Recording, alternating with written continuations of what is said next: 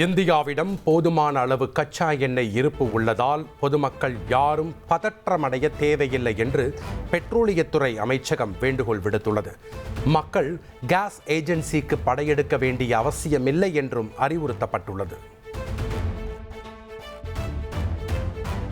Petrol டீசலை இறக்குமதி செய்ய வேண்டிய அவசியம் இல்லை என்று பெட்ரோலியத்துறை அமைச்சகம் தெரிவித்துள்ளது.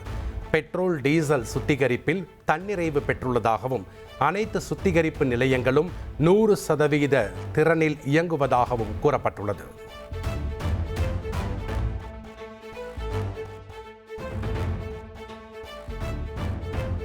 சிலிண்டர்கள் இருப்பு இல்லை என விநியோகஸ்தர்களிடமிருந்து இதுவரை புகார் வரவில்லை என மத்திய பெட்ரோலியத்துறை அமைச்சகம் தெரிவித்துள்ளது. எல்பிஜி சிலிண்டர் உற்பத்தி 30% அதிகரிக்கப்பட்டுள்ளதாகவும் தெரிவிக்கப்பட்டுள்ளது. ஹார்மூஸ் ஜலசந்தியின் தற்போதைய நிலை கவலைக்குரியதாக இருப்பதாக மத்திய பெட்ரோலியத்துறை தெரிவித்துள்ளது.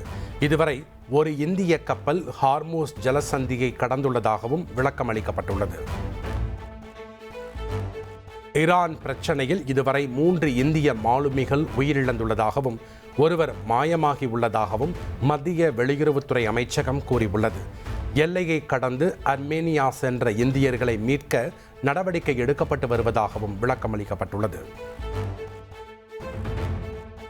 மத்திய வெளியுறவுத்துறை அமைச்சர் ஜெய்சங்கருடன் ஈரான் வெளியுறவுத்துறை அமைச்சர் அப்பாஸ் அராக்சி 4வது முறையாக பேச்சு.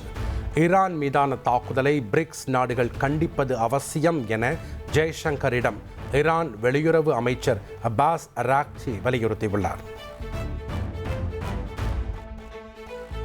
சிலிண்டர் தட்டுப்பாடு அச்சம் காரணமாக சென்னையில் நேரடியாக ஏஜென்சிக்கு வந்து மக்கள் சிலிண்டர் வாங்கிச் செல்கின்றனர்.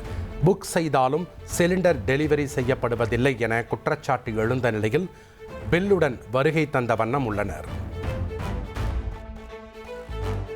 வணிக சிலிண்டர் தட்டுப்பாட்டால் மதுரையில் கல்லூரி மற்றும் பள்ளி விடுதிகளில் தங்கியுள்ள மாணவர்களுக்கு உணவு வழங்குவதில் சிக்கல் ஏற்பட்டுள்ளது.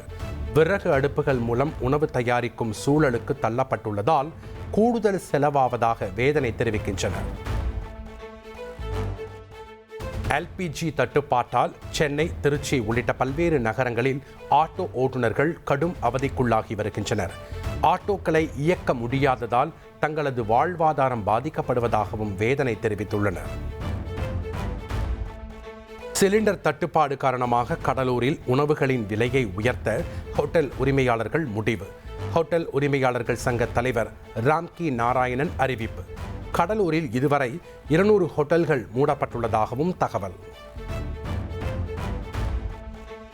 மத்திய கிழக்கு பிராந்தியத்தில் நீடித்து வரும் போரால் நாடு முழுவதும் சமையல் எரிவாயு சிலிண்டர்களுக்கு பல்வேறு கட்டுப்பாடுகள் விதிக்கப்பட்டதன் எதிரொலி.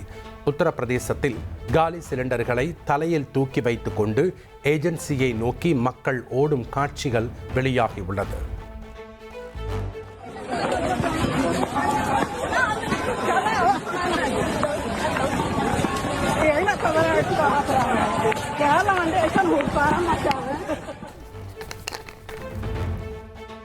சிலிண்டர் தட்டுப்பாடு குறித்து விவாதம் நடத்த கோரி நாடாளுமன்றத்தில் எதிர்க்கட்சி எம்பிக்கள் கடும் அமளியில் ஈடுபட்டனர். தொடர் முழக்கத்தால் அவை நடவடிக்கைகள் முடங்கியது. मेजों पे चढ़ोगे तो यही कार्रवाई होगी. क्लियर है. और एक और आग्रह, हाँ और एक और आग्रह कर रहा हूँ. हाँ एक और आग्रह कर रहा हूँ. सदन की நாட்டில் நிலவும் சிலிண்டர் தட்டுப்பாட்டை கண்டித்து எதிர்க்கட்சிகளை சேர்ந்த பெண் எம்பிக்கள் நாடாளுமன்ற வளாகத்தில் போராட்டத்தில் ஈடுபட்டனர். பொதுமக்களுக்கு கேஸ் சிலிண்டர் தட்டுப்பாடின்றி கிடைப்பதை உறுதி செய்ய வேண்டும் என கோரிக்கை விடுத்தனர்.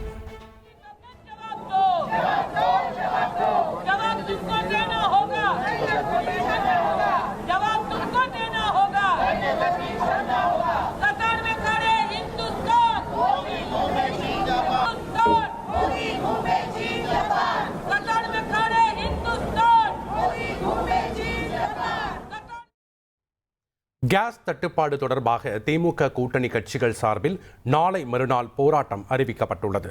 அனைத்து மாவட்டங்களிலும் உள்ள ஒன்றிய, நகர, பகுதி பேரூர்களில் போராட்டம் நடைபெறும் என அறிவிப்பு. கேஸ் தட்டுப்பாடு விவகாரத்தில் எதிர்க்கட்சிகள் பொதுமக்களை தவறாக வழிநடத்துவதாக மத்திய நிதியமைச்சர் நிர்மலா சீதாராமன் குற்றம் சாட்டியுள்ளார். எதிர்க்கட்சிகள் மக்களுக்கு நம்பிக்கை அளிக்க வேண்டும் என்றும் அவர் வலியுறுத்தியுள்ளார். ஈரானில் மேற்கு மத்திய பகுதிகளில் இஸ்ரேல் தொடர்ந்து வான்வழி தாக்குதல். ஒரே நாளில் 200 இலக்குகள் மீது தாக்குதல் நடத்தப்பட்டதாக இஸ்ரேல் தெரிவித்துள்ளது. ஈரானின் உயரிய தலைவர் காமேனி கொல்லப்பட்டதை கண்டித்து தலைநகர் தெஹ்ரானில் பொதுமக்கள் பேரணி. பல்லாயிரக்கணக்கானோர் திரண்டு வீதிகளில் பேரணியாக சென்றனர். அமெரிக்க எரிபொருள் நிரப்பும் விமானம் ஈராக்கில் விபத்திற்குள்ளானது. விமானத்தில் இருந்த 6 பணியாளர்களில் 4 பேர் உயிரிழந்தனர். சென்னையில் ஆபரண தங்கத்தின் விலை இன்று சவரனுக்கு 560 ரூபாய் குறைந்தது. 1 கிராம் தங்கம் 14,900 ரூபாய்க்கும், 1 சவரன் ஆபரண தங்கம் 1,19,200 ரூபாய்க்கும் விற்பனை செய்யப்படுகிறது. வெள்ளி விலை மாற்றமின்றி விற்பனை செய்யப்படுகிறது. 1 கிலோ கட்டி வெள்ளி 2,90,000 ரூபாய் என்ற நேற்றைய விலையிலேயே தொடர்கிறது. மானாமதுரை ஆகாஷ் மரணம் தொடர்பான சம்பவத்தில் 6 போலீசார் சஸ்பெண்ட் செய்யப்பட்டுள்ளனர். திருப்புவனம் இன்ஸ்பெக்டர் திலீபன், மானாமதுரை எஸ்ஐ குகன் மற்றும் 4 காவலர்களை சஸ்பெண்ட் செய்து டிஐஜி உத்தரவிட்டுள்ளார். மானாமதுரையில் போலீசாரால் கைது செய்யப்பட்ட ஆகாஷ் உயிரிழந்த சம்பவம். ஆகாஷின் குடும்பத்தினரிடம் சிபிசிஐடி போலீசார் விசாரணை நடத்தினர். மானாமதுரை ஆகாஷின் உடலில் 28 காயங்கள் இருந்ததாக பிரேத பரிசோதனை அறிக்கையில் அதிர்ச்சி தகவல் வெளியாகியுள்ளது. ஆகாஷ் மூளையில் இரத்த கசிவு இருந்ததாகவும் வலது காலின் நடுப்பகுதியில் எலும்புகள் முறிந்துள்ளதாகவும் அறிக்கையில் கூறப்பட்டுள்ளது. நாளை முதல் வேளச்சேரி பரங்கிமலை பறக்கும் ரயில் சேவை தொடங்கும் நிலையில் நாளொன்றுக்கு 43 ரயில் சேவைகள் இயக்கப்படுவதாக தெற்கு ரயில்வே அறிவித்துள்ளது.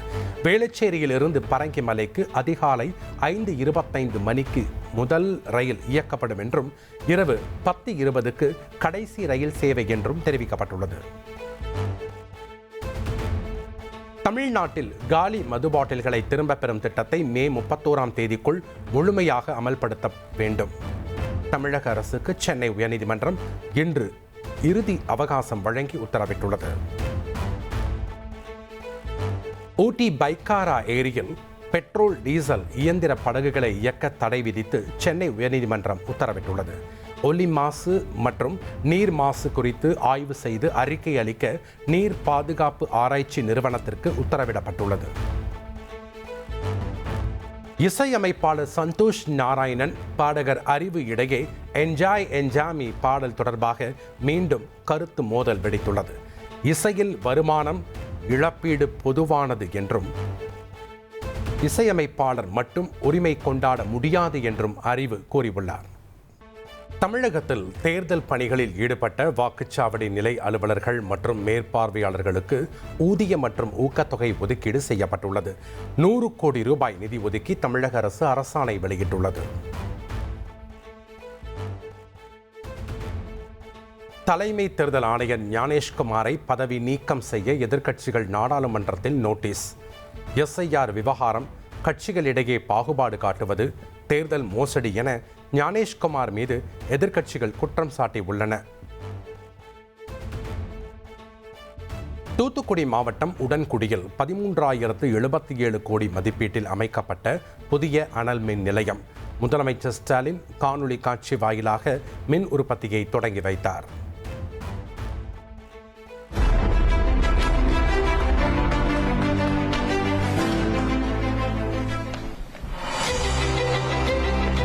எரிசக்தி பாதுகாப்பை உறுதி செய்யும் நோக்கில் மாண்புமிகு தமிழ்நாடு முதலமைச்சர் அவர்கள் மேற்கொண்ட முன்னோடி முயற்சிகளின் விளைவாக தமிழ்நாட்டில் அனல் மின் நிலையங்கள், எரிவாயு மின் நிலையங்கள் மற்றும் காற்றாலை, சூரிய ஒளி போன்ற மரபுசாரா எரிசக்தி மூலங்களின் மூலம் மின் உற்பத்தி தொடர்ந்து அதிகரிக்கப்பட்டுள்ளது. இதன் விளைவாக தமிழ்நாடு மின் உற்பத்தி மற்றும் புதுமையான எரிசக்தி பயன்பாட்டில் முன்னோடி. தொகுதி பங்கீடு தொடர்பாக அதிமுக பொதுச் செயலாளர் எடப்பாடி பழனிசாமியுடன் டிடிவி தினகரன் தொலைபேசியில் பேச்சு. வரும் 17ஆம் தேதி NDA சார்பில் நடைபெறும் கண்டன ஆர்ப்பாட்டம் குறித்தும் ஆலோசனை நடத்தினார். 1996ஆம் ஆண்டு சட்டமன்ற தேர்தலில் திமுக வெல்வதற்கு ரஜினியும் ஒரு காரணம் என அமைச்சர் ரகுபதி தெரிவித்துள்ளார். திமுக தலைவர் மு.க. ஸ்டாலினுக்கு ரஜினிகாந்த் நெருங்கிய நண்பர் எனவும் ரஜினியை யாராலும் மிரட்ட முடியாது எனவும் ரகுபதி ஆதவ் அர்ஜுனாவை மறைமுகமாக சாடியுள்ளார். நெருக்கடிகள் ஏற்பட்ட போதும் ரஜினிகாந்த் தனது நிலைப்பாட்டை மாற்றவில்லை என ஆதவ் அர்ஜுனாவுக்கு பாஜக நிர்வாகி அர்ஜுனமூர்த்தி பதிலடி கொடுத்துள்ளார். அரைகுறை அரசியல் புரிதல் உள்ளவர்களை கட்சியில் வைத்திருப்பது பெரிய சுமையாக மாறும் என்றும் அவர் விமர்சித்துள்ளார். கடந்த மாதம் கட்சியின் கொடியை அறிமுகம் செய்த சசிகலா கட்சியின் பெயர் அனைத்திந்திய புரட்சி தலைவர் மக்கள் முன்னேற்ற கழகம் என அறிவித்துள்ளார். தொண்டர் ஆரம்பித்த கட்சியில் சசிகலா தன்னை இணைத்துக் கொண்டார். கட்சிக்கு தென்னந்தோப்பு என்ற சின்னத்தையும் அவர் அறிவித்துள்ளார். அனைத்திந்திய புரட்சி தலைவர் மக்கள் முன்னேற்ற கழகம் தென்னந்தோப்பு சின்னம்.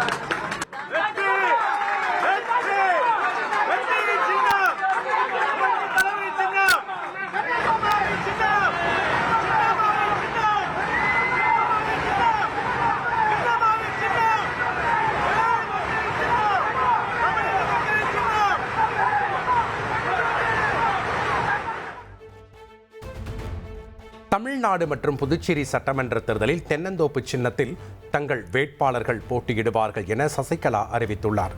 தேர்தலை கூட்டணியுடன் சந்திப்போம் என்றும் பேசியுள்ளார். திமுக கூட்டணியில் அங்கம் வகிக்கும் கொங்கு நாடு மக்கள் தேசிய கட்சிக்கு 2 தொகுதிகள் ஒதுக்கீடு செய்யப்பட்டுள்ளது.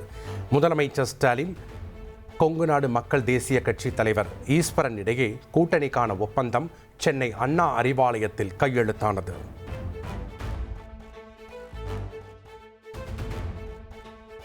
திமுக கூட்டணிக்குள் புதிய கட்சிகள் வந்திருப்பதால் தொகுதிகள் குறைக்கப்பட்டுள்ளதாக கொங்கு நாடு மக்கள் தேசிய கட்சியின் தலைவர் ஈஸ்வரன் தெரிவித்துள்ளார். ஒதுக்கீடு செய்யப்பட்ட 2 தொகுதிகளிலும் உதயசூரியன் சின்னத்தில் போட்டியிடப் போவதாகவும் அவர் அறிவித்துள்ளார். கூட்டணி அமைப்பது தொடர்பாக மாவட்ட செயலாளர்களிடம் கருத்து கேட்ட தவிக பொதுச் செயலாளர் என். ஆனந்த், கூட்டணி அமைத்தாலும் தனியாக நின்றாலும் தலைமை எடுக்கும் முடிவுக்கு கட்டுப்படுவதாக மாவட்ட செயலாளர்கள் கருத்து. மாம்பழம் சின்னத்தை முடக்க கோரி பாமக நிறுவனர் ராமதாஸ் உச்சநீதிமன்றத்தில் மேல்முறையீட்டு மனு தாக்கல். ராமதாஸ் தொடர்ந்த வழக்கை சென்னை உயர்நீதிமன்றம் தள்ளுபடி செய்த நிலையில் மேல்முறையீடு செய்துள்ளார்.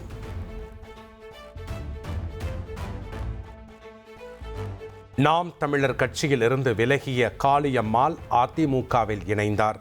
சென்னை பசுமை வழிச்சாலையில் எடப்பாடி பழனிசாமி முன்னிலையில் அதிமுகவில் இணைத்துக் கொண்டார். திமுக மாவட்ட செயலாளர்கள் கூட்டம் வரும் 16ஆம் தேதிக்கு மாற்றம். வரும் 15ஆம் தேதி நடைபெறும் என அறிவிக்கப்பட்ட நிலையில் தற்போது மாற்றப்பட்டுள்ளது. கரூர் விவகாரத்தில் செந்தில் பாலாஜிக்கு சிபிஐ சம்மன் அனுப்பியது மிரட்டி பார்க்கும் செயல். செந்தில் பாலாஜி எந்த தவறும் செய்யவில்லை என அமைச்சர் ரகுபதி தெரிவித்துள்ளார். மாதவிடாய் விடுப்புடன் கூடிய ஊதியமும் மாணவிகளுக்கு விடுமுறை கோரியும் தாக்கல் செய்த பொதுநல மனுவை விசாரணைக்கு ஏற்க உச்சநீதிமன்றம் மறுப்பு. மகளிரை தாழ்வாக்கி அவர்களிடையே அச்சத்தை ஏற்படுத்த விரும்பவில்லை எனவும் கருத்து தெரிவித்துள்ளது.